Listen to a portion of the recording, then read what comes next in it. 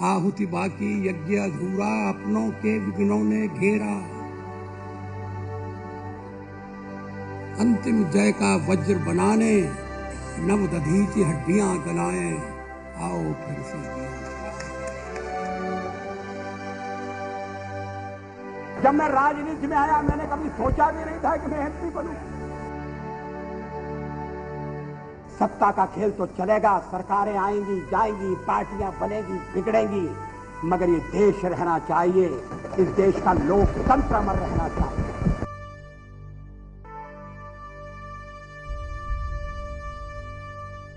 निंदक नियरे राखिए, आंगन कुटी छवाए।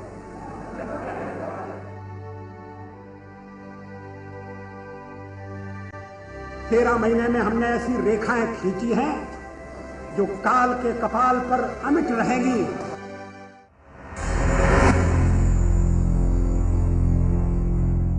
एक बड़े राजनेता, एक ओजस्वी वक्ता, एक भावुक कवि और एक जबरदस्त शख्सियत।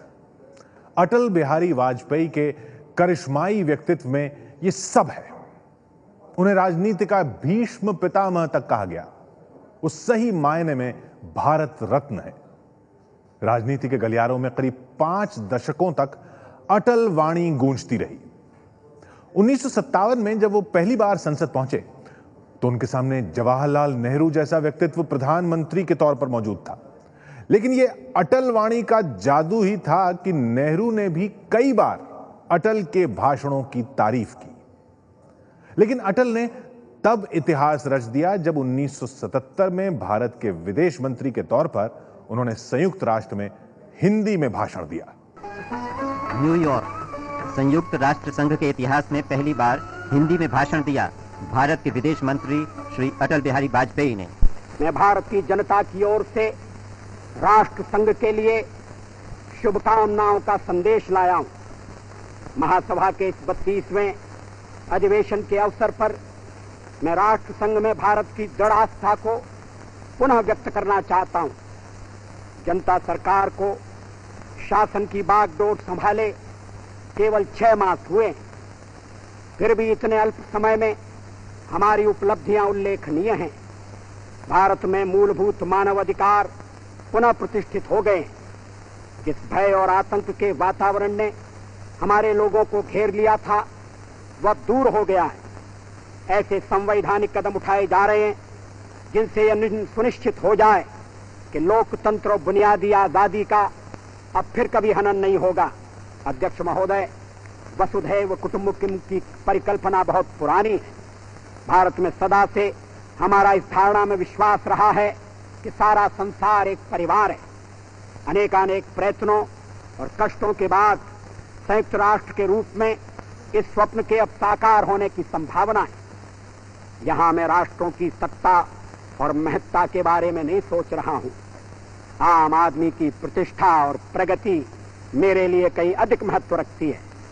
अंततः हमारी सफलताएं और असफलताएं केवल एक ही मापदंड से नापी जानी चाहिए कि क्या हम पूरे मानव समाज, वस्तुतः हर नर, नारी और बालक के लिए न्याय और गरिमा की आश्वस्ति देने में प्रयत्नशील हैं।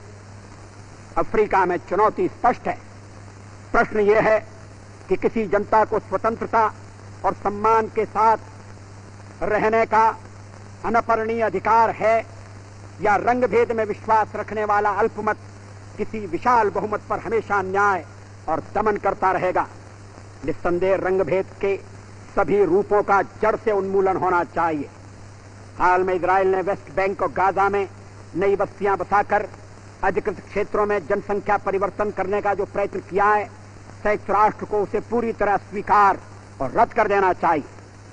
यदि इन समस्याओं का संतोषजनक और शीघ्र ही समाधान नहीं होता तो इसके दुष्परिणाम इस क्षेत्र के बाहर भी फैल सकते हैं। यह अति आवश्यक है कि जिनेवा सम्मेलन का शीघ्र ही पुनः आयोजन किया जाए और उसमें पीएलओ को प्रतिनिधित्व दिया जाए। अध्यक्ष महोदय, भारत सब देशों से मैत्री चाहता है और किसी पर प्रभुत्व स्थापित करना नहीं चाहता। भारत न तो आणविक शस्त्र शक्ति है और न बनना ही चाहता है। नई सरकार ने अपने असंदिग्ध शब्दों में इस बात की पुनर्घोषणा की है। हमारी कार्यसूची का एक सर्वस्पर्शी विषय जो आगामी अनेक वर्षों और दशकों में बना रहेगा वह है मानव का भविष्य। मैं भारत की ओर से इस महासभा को आश्वासन देना चाहता हूं कि हम एक विश्व के आदर्शों की प्राप्ति और मानव के कल्याण तथा उसके गौरव के लिए त्याग और बलिदान की बेला में कभी पीछे नहीं रहेंगे। जय जगत। धन्यवाद।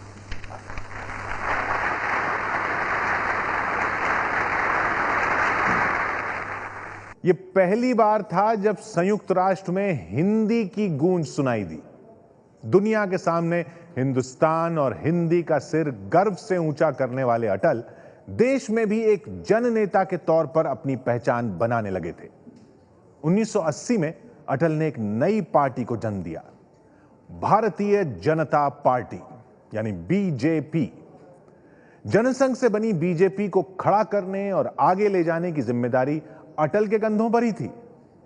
जरा देखिए अटल का वो अंदाज जब उन्होंने आज से 34 साल पहले पार्टी के जन्म के साथ ही यह भविष्यवाणी कर दी थी कि एक दिन वो भी आएगा जब अंधेरा छंटेगा, सूरज निकलेगा और कमल खिलेगा। भारतीय जनता पार्टी का अध्यक्ष पद ये अलंकार की वस्तु नहीं है, ये पद नहीं है, दायित्व है, प्रतिष्ठा नहीं है, परीक्षा है, ये सम्मान नहीं है, चुनौती है।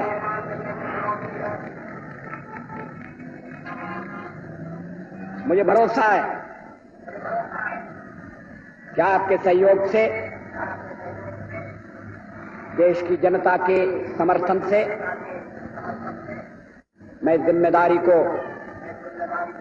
ठीक तरह से निभा सकूंगा। जिन परिस्थितियों में भारतीय जनता पार्टी का निर्माण हुआ मैं उनमें जाना नहीं चाहता। देश की राजनीति को अगर नैतिक मूल्यों पर चलाने का संकल्प किसी ने किया है और जो लोग उस संकल्प को कार्य में परिणत करने की शक्ति रखते हैं वो भारतीय जनता पार्टी के मंच पर इकट्ठा हो गए।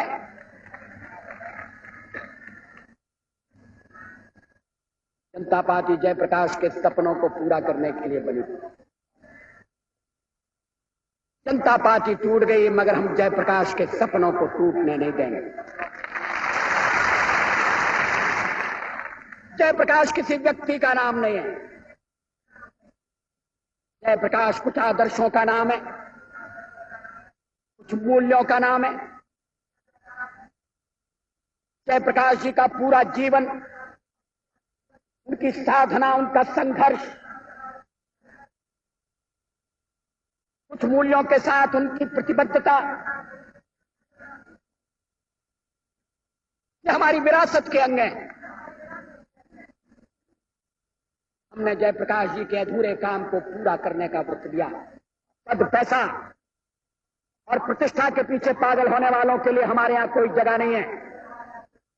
जिनमें आत्मसम्मान का अभाव हो वो दिल्ली में जाकर, दिल्ली के दरबार में जाकर मुजरे झाड़ें।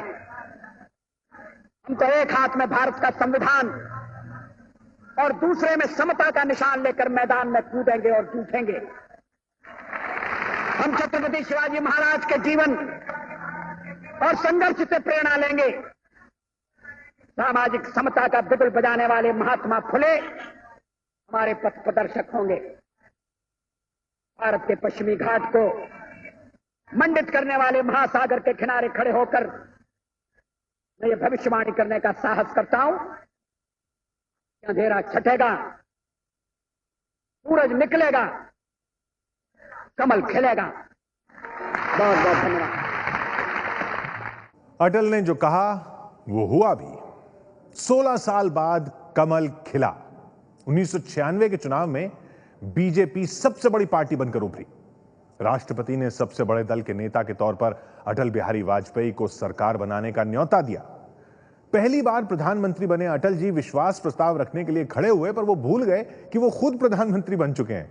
लेकिन इस भूल को भी उन्होंने अपने चुटीले अंदाज में ढक लिया।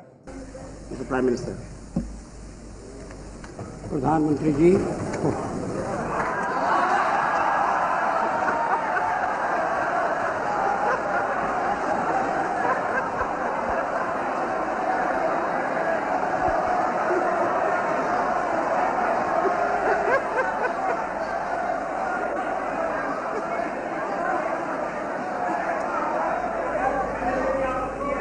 जब मैं सदन में पहली बार आया तो नेहरू जी प्रधानमंत्री थे।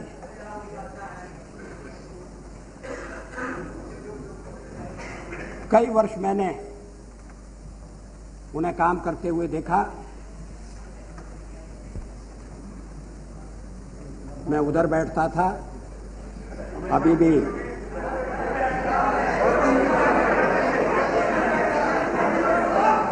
उधर की याद भूली नहीं है। अटल शब्दों के जादूगर थे। उनकी वाक्पटुता का हर कोई दीवाना था और यही वजह थी कि वो सत्ता पक्ष में हो या विपक्ष में, उन्हें कोई नजरअंदाज नहीं कर सकता था। 1993 में जिनीवा में मानवाधिकार आयोग की बैठक होनी थी। तब अटल विपक्ष के नेता थे, फिर भी उस वक्त के प्रधानमंत्री नरसिंह राव ने इस बैठक में भारत का पक्ष रखने के लिए अटल को ही जिनीवा भेजा। जिनीवा में कूटनीतिक कौशल दिखाने के 3 साल बाद जब अटल खुद प्रधानमंत्री बने, तब अल्पमत के भंवर में फंसी अपनी सरकार को निकालने के लिए उन्होंने संसद में अपना राजनीतिक कौशल दिखाया। इतने दिनों से विवाद चल रहा है, राष्ट्रपति महोदय ने मुझे किसे क्यों बुलाया, राष्ट्रपति महोदय ने मुझे क्यों बुलाया। कुछ लोगों की नींद हराम हो गई। कुछ लोगों ने राष्ट्रपति महोदय के विरुद्ध ऐसे शब्दों का भी प्रयोग किया जो नहीं होना चाहिए था।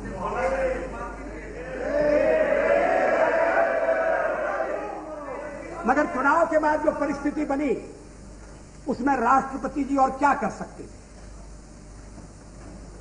क्या वो कांग्रेस को बुलाते जो चुनाव हार गई, जिसने जनादेश खो दिया, जिसके शासन को लोगों ने ठुकरा दिया। क्या वो एक भानुमति के कुनबे को बुलाते जो तब तक कुनबा बना नहीं।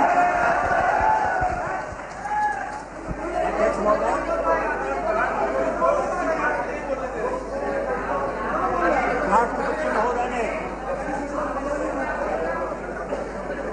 मुझे 31 तारीख तक विश्वास मत प्राप्त करने का समय दिया है। 31 तारीख तक। पिछली लोकसभा इस बात की साक्षी है और सदन का रिकॉर्ड गवाह है कि किस तरह से राती रात में अल्पमत बहुमत में बदला था। जब मतदाता सो रहे थे, थककर चूर थे, तब लोकतंत्र की लाज लुट रही थी, तब ईमान का सौदा हो रहा था, तब पार्लियामेंट की खरीद, पार्लियामेंट के मेंबरों की खरीद फरोख्त का बाजार खुला हुआ था।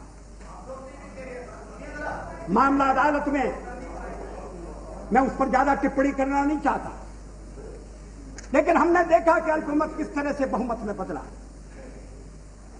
वो रास्ता हमारे लिए भी खुला था, मगर हमने उस पर जाने से इनकार कर दिया।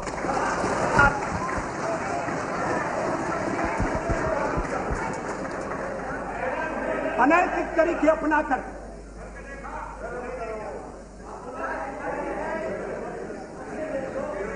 भ्रष्टाचार का सहारा लेकर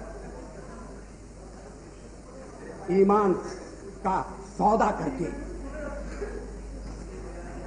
सरकार में आना या सरकार में बने रहना, ऐसा पाप हमारे हाथों से कभी नहीं होगा।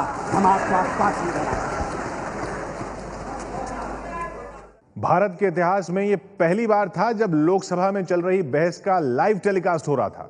यानी वाजपेयी बोल रहे थे और पूरा देश उनको सुन रहा था। वाजपेयी ने इस मौके का पूरा फायदा उठाया। वो जानते थे कि उनकी सरकार का गिरना तय है, इसलिए उन्होंने अपने भाषण से यह संदेश देने की कोशिश की कि उन्हें सत्ता का कोई लालच नहीं है। मुझ पर आरोप लगाया गया है और यह आरोप मेरे हृदय में घाव कर गया है। आरोप यह है कि मुझे सत्ता का लोभ हो गया है और मैंने पिछले 10 दिन में जो कुछ किया है वो सत्ता के लोभ के कारण किया है। अभी थोड़ी देर पहले मैंने उल्लेख किया कि मैं 40 साल से सदन का सदस्य हूं। सदस्यों ने मेरा व्यवहार देखा है, मेरा आचरण देखा है। जनता दल के मित्रों के साथ मैं सत्ता में भी रहा हूं। कभी हम सत्ता के लोभ से गलत काम करने के लिए तैयार नहीं। बार बार इस चर्चा में इस पर सुनाई दिया है कि वाजपेयी तो अच्छा है मगर पार्टी ठीक है।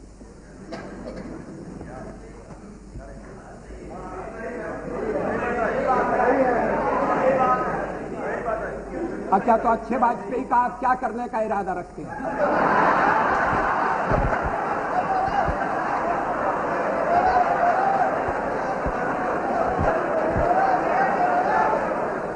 मैं नाम नहीं लेना चाहता, मैं शरद जी का भी नाम नहीं लेना चाहता, लेकिन पार्टी तोड़कर सत्ता के लिए नया गठबंधन करके अगर सत्ता हाथ में आती है तो मैं ऐसी सत्ता को चिमटे से भी छूना पसंद नहीं करता।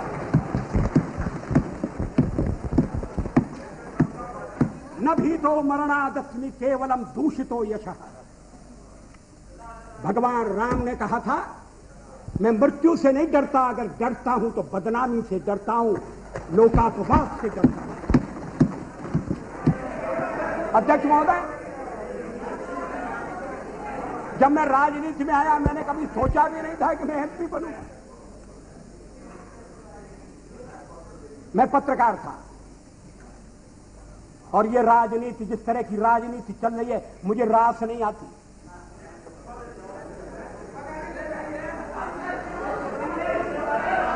मैं छोड़ना चाहता हूं मगर राजनीति मुझे नहीं छोड़ती।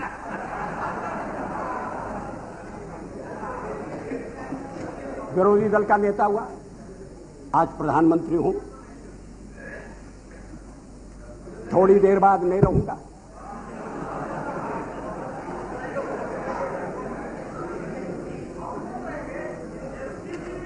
प्रधानमंत्री बनते समय कोई मेरा हृदय आनंद से उछलने लगा, ऐसा नहीं हुआ।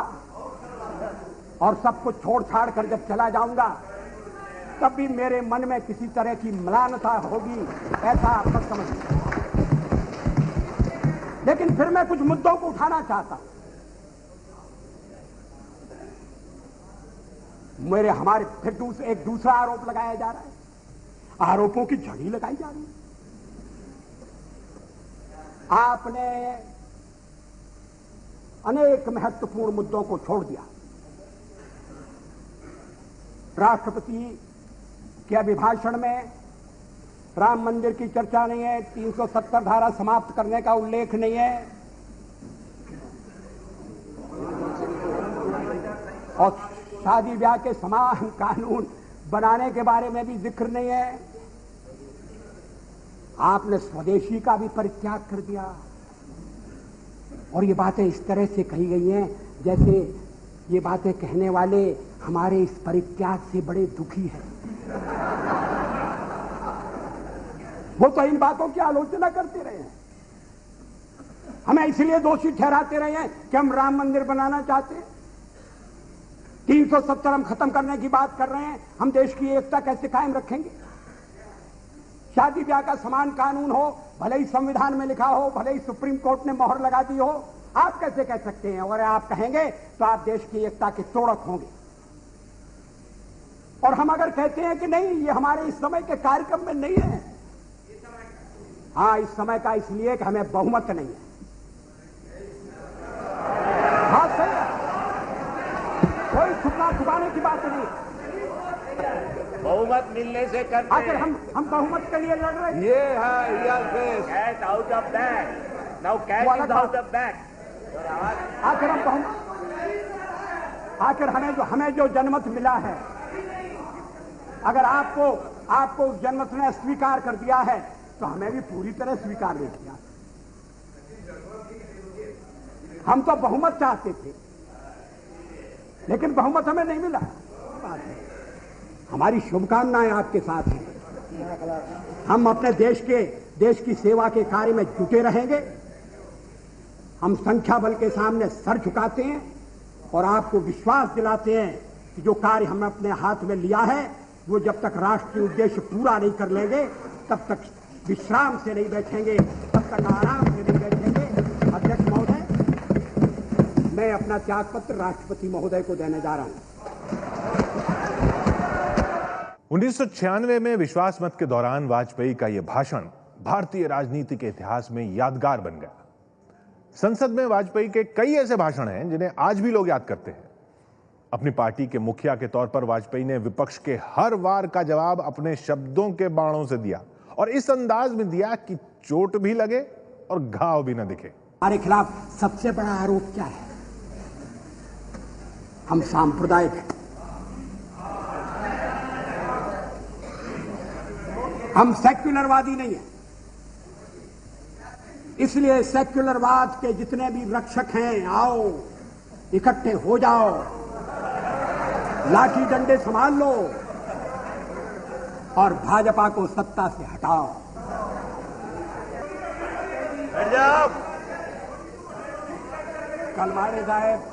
कलमाड़ी साहेब काय म्हणतात मला ऐकू नहीं येते। कलमाड़ी साहब क्या कहते हैं ये दूसरों को समझना मुश्किल है।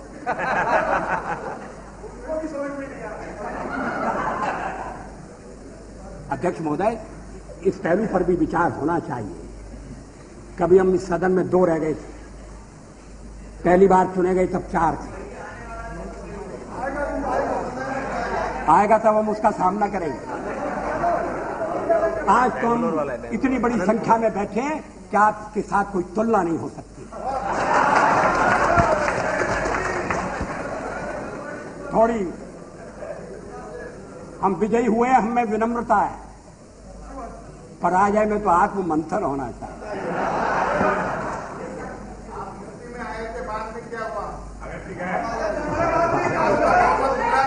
आप सारे देश में थे, अब क्या हो रहा है? अब आप इस स्थिति से आप संतुष्ट हैं तो मुझे कुछ कहना। वाजपेयी अगर धारा प्रवाह हिंदी में भाषण देते थे तो अंग्रेजी पर भी उनकी वैसी ही पकड़ थी। साल 2000 में वो अमेरिका गए।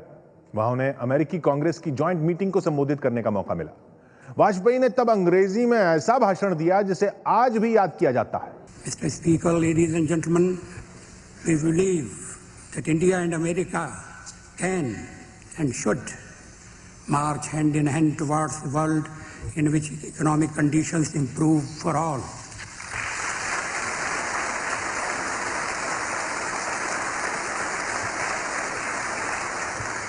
A situation that provides comfortable living standards to 1/3 of the world's population but condemns the remaining 2/3 to poverty and want is unsustainable.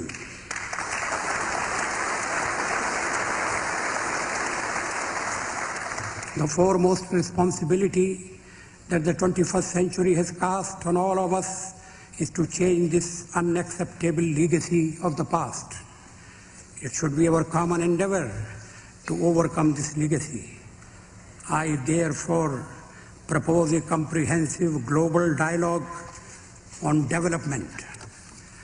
We would be happy to offer New Delhi as the venue for this dialogue.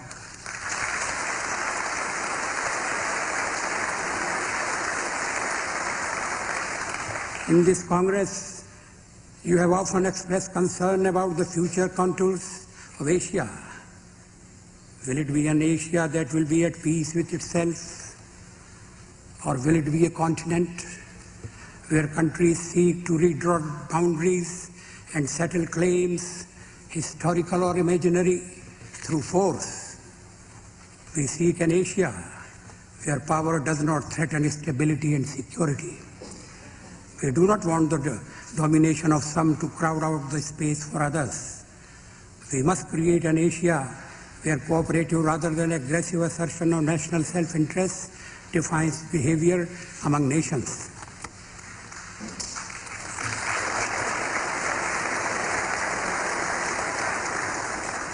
If we want an Asia fashioned on such ideals, a democratic, prosperous, tolerant, pluralistic, stable Asia, if we want an Asia where our vital interests are secure, then it is necessary for us to re-examine old assumptions. It is imperative for India and the United States to work together more closely in pursuit of these goals. In the years ahead, a strong, democratic and economically prosperous India is standing at the crossroads of all the major cultural and economic zones of Asia will be an indispensable factor of stability in the region.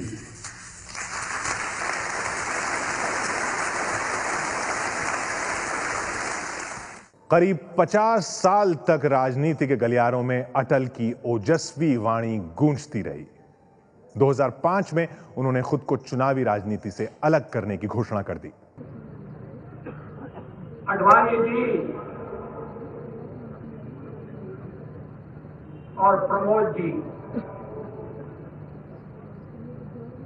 मैं परशुराम की तरह से अपने को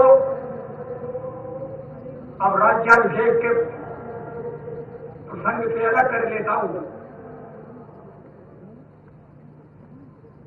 अब मैं चुनाव नहीं लड़ूंगा, लेकिन काम करूंगा,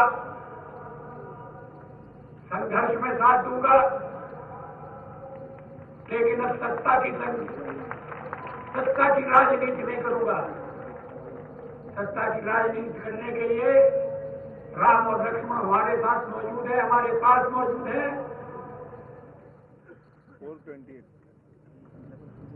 मैं समझता हूं कि इससे अधिक और आज का भाषण करने की जरूरत नहीं है। फिर कभी आपको मेरा भाषण सुनने का मौका मिलेगा। अटल का अंदाज उनकी पहचान थी, अटल की आवाज उनकी शान थी।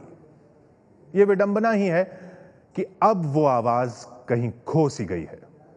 2009 में एक स्ट्रोक के बाद से वो पहले की तरह बोल नहीं पाते, लोगों को पहचानने में भी मुश्किल होती है, लेकिन उनकी पहचान हमेशा बनी रहेगी और हमेशा गूंजती रहेगी अटल वाणी। टूटे हुए सपने की सुने कौन सिसकी, टूटे हुए सपने की सुने कौन सिसकी, अंतर को चीर व्यथा पलकों पर ठिठकी, हार नहीं मानूंगा, रार नहीं ठानूंगा, काल के कपाल पर लिखता मिटाता हूं, गीत नया गाता हूं, गीत नया।